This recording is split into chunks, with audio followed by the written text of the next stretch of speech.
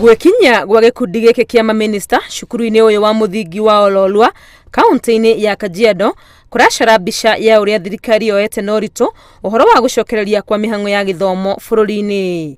Cukuru uyu uri na arutwo makiria ma 2,700 na nikugathĩkĩtwo mĩtaratara mĩiganu ya gutigĩrĩra githomo nĩ kĩrathiĩ na mbere, irathi imwe igĩtabanĩrio rungu rwa mĩtĩ. The best classroom here today is that classroom under that tree.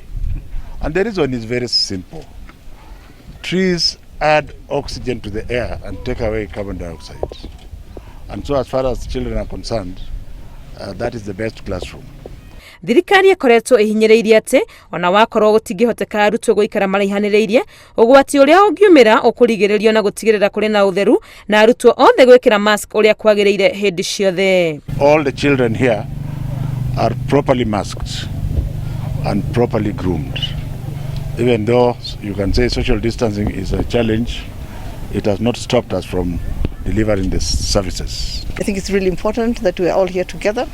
The directive we had from His Excellency our President is that we have to deliver as one and that we are to support all our children go back to school.